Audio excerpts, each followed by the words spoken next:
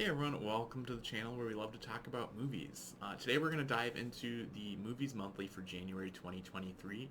So for this, I'm going to rank all the films that I saw in theaters, do a little tier list, and then I'll go over any films and TV that I've been watching at home just to, spark some conversation about what I'm watching. Hopefully you'll join in with what you're watching, and then we'll wrap things up with what I'm looking forward to in February coming up.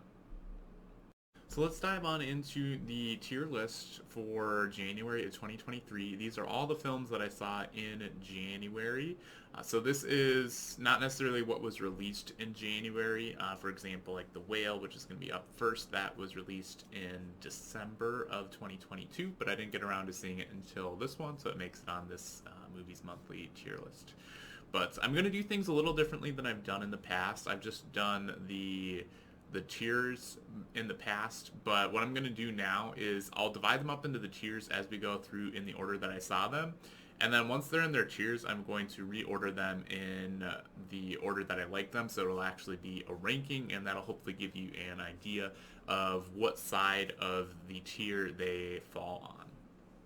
So with that, we will get into the first one, which is The Whale. This is a film that I really enjoyed. It made it into my top 10 for last year. I think the acting is phenomenal. I can't recommend this film enough. It was a solid A, which means I think you should go out and see it. And it's it's a great film. So next up we have Megan. This was a horror film. We had a lot of horror this month actually, but this was actually a lot of fun. I enjoyed this film. I'm a software engineer, so I liked kind of the AI focus. It's stuff that I can kind of relate to and know a little bit about. But yeah, it was an interesting film. It definitely walks the line between being a little too silly and goofy and over the top for horror and not being that way, but I think it did it masterfully. It's not like the greatest movie ever, but it was an enjoyable time at the theater. It's one I'd recommend if you're looking for something to watch. So that was a B. Up next we have Corsage. This film was just fine. It didn't do much to impress me. It's, I think, very forgettable, and I was bored throughout the film. So it's not one that I recommend. It wasn't like it didn't give me the need to get up out of my seat and leave the theater, but I was not entertained. I didn't really care for the story a whole lot, and so it's just not one I recommend. Next up, we have Plane. This was a fun film. It was surprisingly a bit better than I expected. I usually don't expect much out of these sort of like action films from Gerard Butler. I put them kind of in the same category as the ones we get from Liam Neeson. But this one actually had a pretty good story and good characters, and I had a good time with it. So it's one that I think is worth checking out if you're looking for something to see. Then we have Skinamarink. This was a film that for me was just really hard to watch. I was thoroughly bored the entire time. I didn't really find it all that scary, but that is really just my take. So I put it in the D category just for my personal take on the movie. It's one that I didn't enjoy. I didn't really appreciate, but I went to see it with a couple friends, and at least one of my friends said that it was like they really liked it and they found it scary. So this may just hit different people differently. So it's not one that I would recommend, certainly not to myself, but definitely have that context. I think there's people out there that do really enjoy it. It was interesting how small of a budget the film was, but yeah, I don't see many films that have that small of a budget. Then we have Saint Omer. This was an interesting film. I think it was, yeah, it dives into sort of situations and characters that I don't have too much experience with, which makes it interesting for me. I like getting different perspectives on things and seeing stuff that I wouldn't otherwise get if we didn't have a movie about it. So this definitely did that. I thought it was a good story, good acting. I put it in the B category. I think it's worth checking out if you're looking for something to watch. And then next up we have Broker. Same sort of thing. This was a solid story. I think it did a lot. this was maybe closer to the A tier for me, but especially now, a couple weeks later, it's not the most memorable, and I wouldn't overly recommend it to somebody. But it's worth the watch if you're looking for something. House Party, this I had basically no expectations for. But I still went to go see it, and it was fine. It's entertaining enough. It's not really my type of humor. It's not a bad film. It was just all right. That's a solid C on that one. Then we have The Sun. This is a film I think got limited release last like maybe November or December. I was hoping it would get into a theater near me then.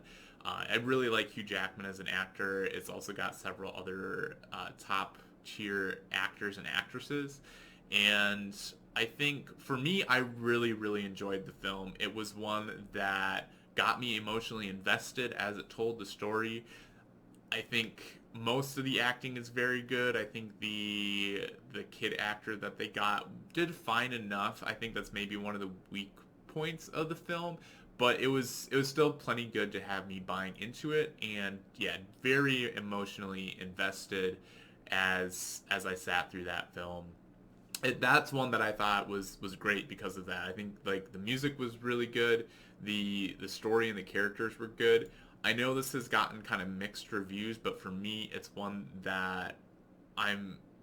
It's a hard movie to watch, so it's hard to say that I enjoyed it, but it's a movie that I thoroughly appreciated, and I'm glad I watched. Women Talking is a similar thing. This I thought the script was very good. The acting was great across the board. It's just such an important film. I think telling like we don't get stories like this. So when we do, and they're done well, I absolutely love them. I thought this was a masterpiece. Again, the music set the tone so well. The just across the board, I'm surprised it didn't get more Oscar nominations than it did. I think it only got one for Best Picture. I could be wrong on that, but I feel like it deserved a lot more. Like, I don't know.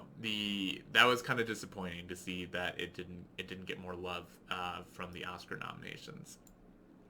Alice Starling. This was a film I didn't really know much about going into it. It was entertaining enough.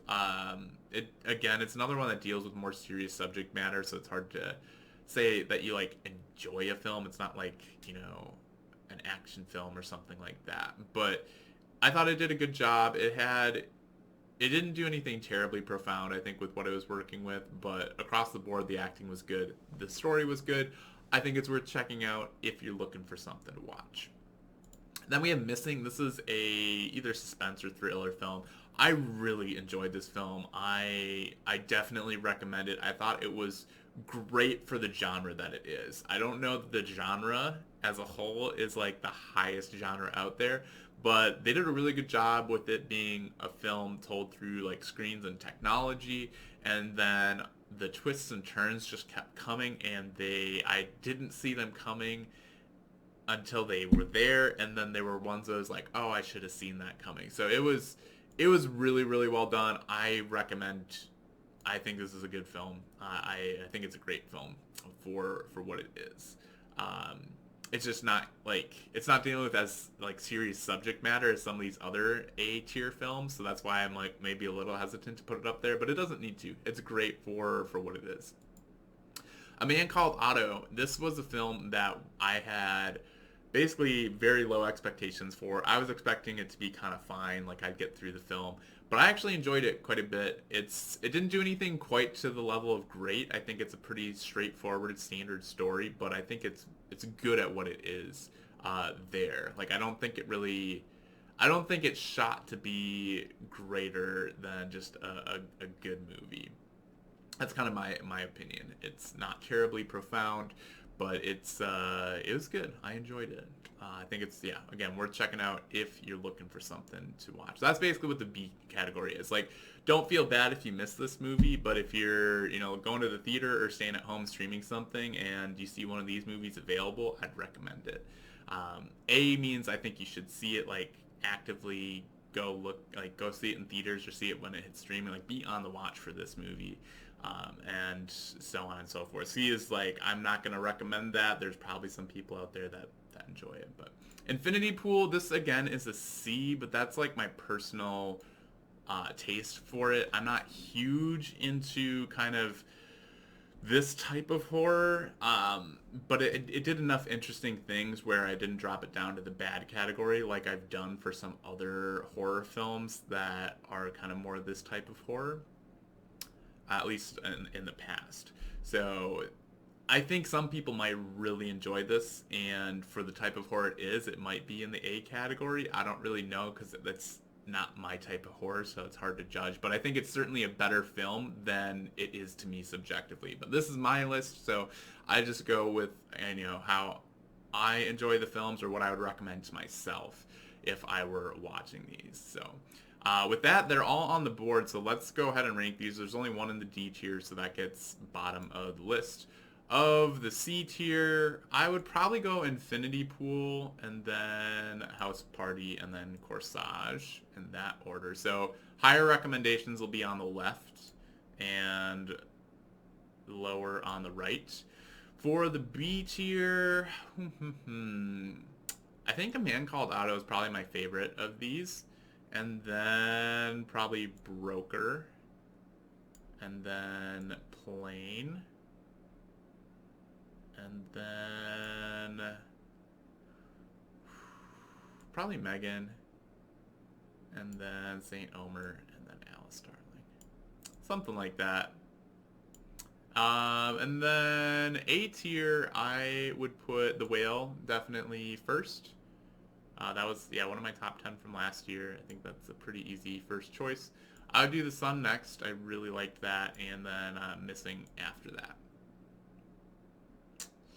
And then we've got Women Talking as the only S tier. So that's my list for January 2023. All the movies that I saw ranked and in tiers.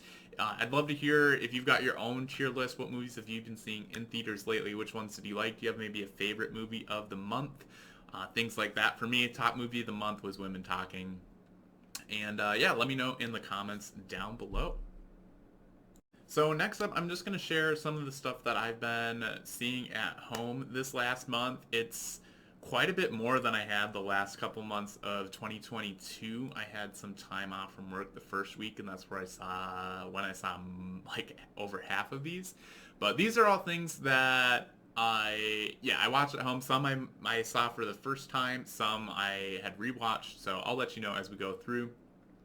And I just like sharing kind of the sort of stuff that I like. Hopefully it, just to spark conversation. And also, usually these are the ones that this will include things that I'm rewatching. So it's ones that I like a bit more. Some things maybe not if I only watched it for the first time. But let's dive on in. Up first we have The Great Gatsby. This was a film that I saw for the first time. Watched it at home in 3D on my projector that I have. I thought it was a great film.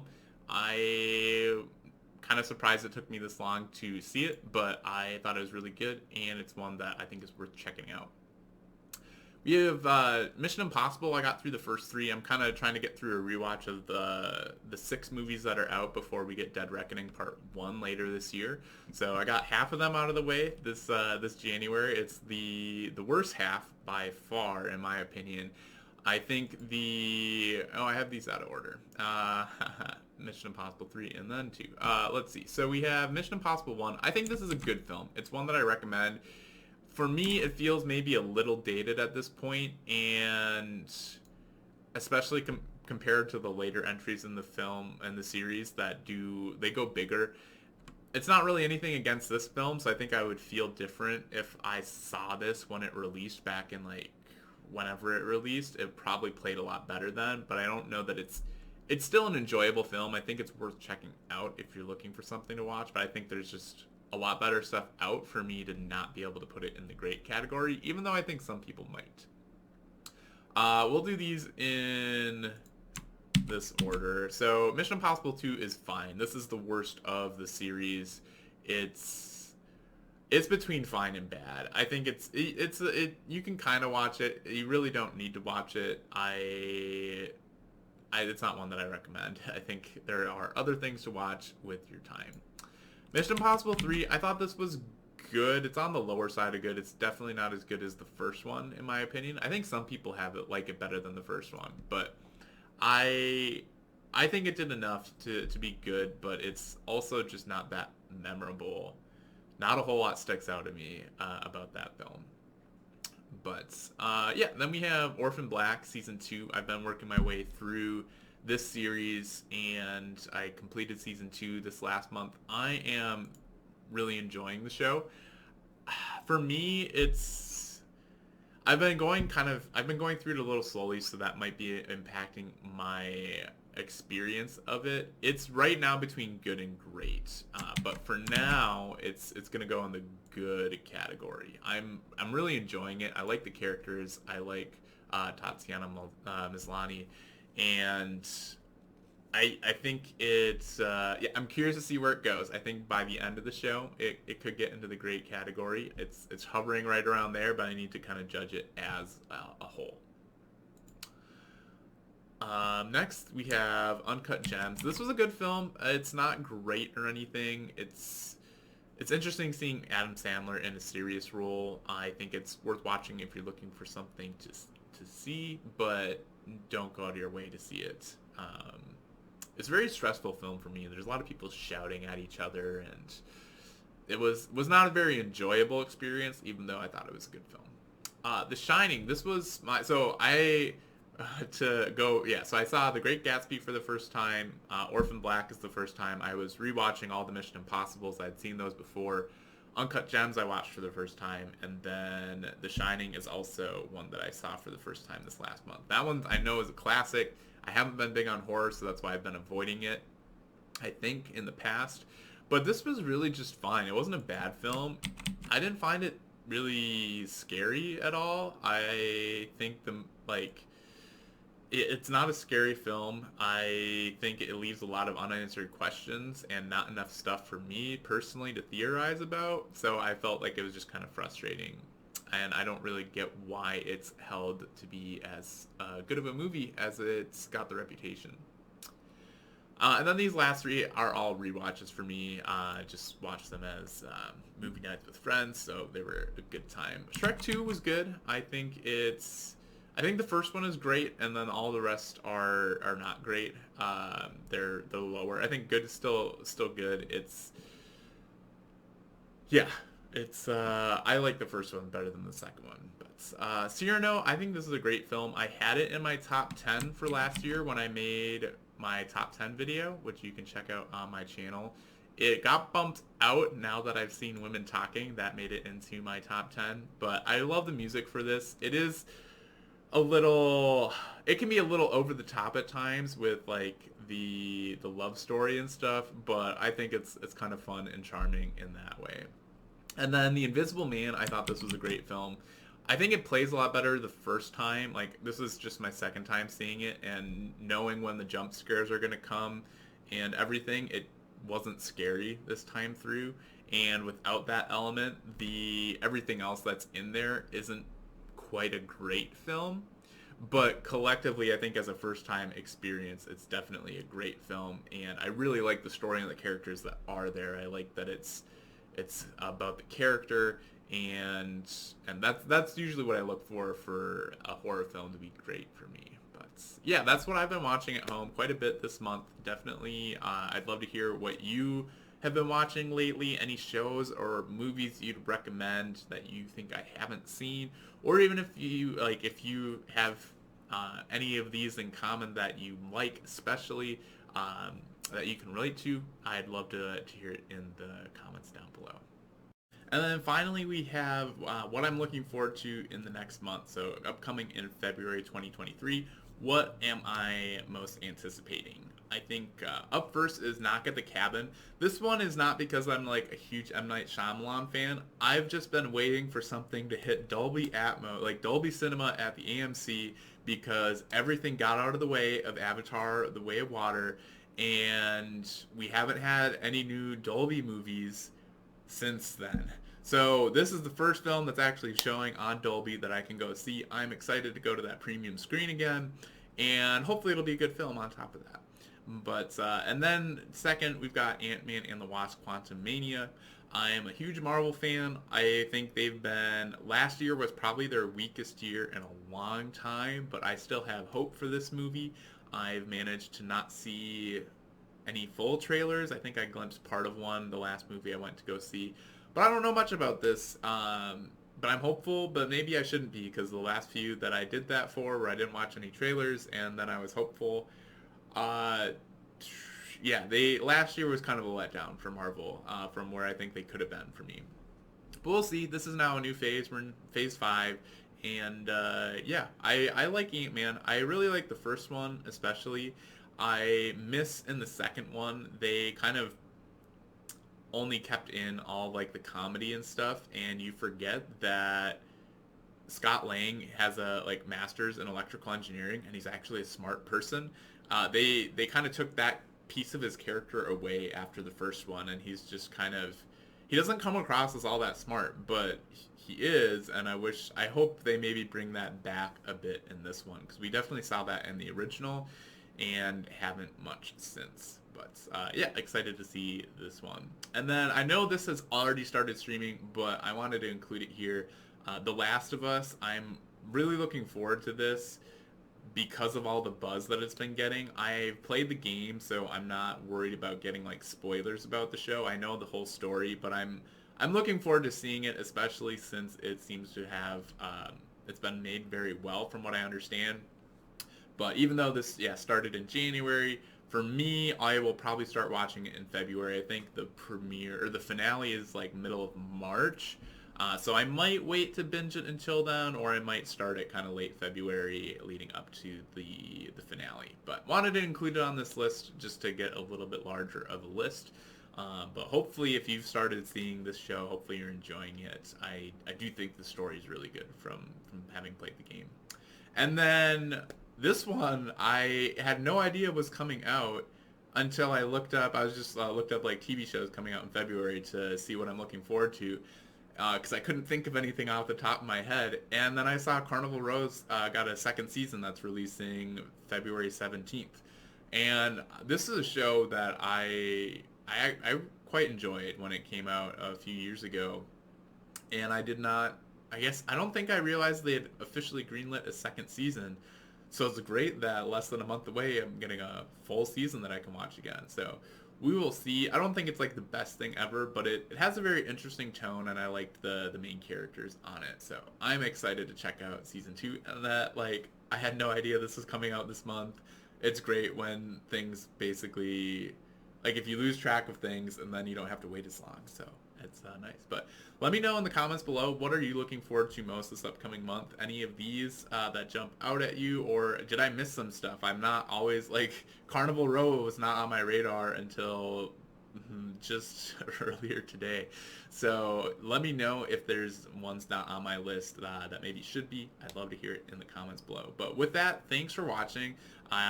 This concludes the Movies Monthly. This is the last section of that. Each of the sections are available individually, but then also packaged together if you just want to listen to them or watch them all back to back. And yeah, with that, thanks for watching, and we'll catch you in the next video.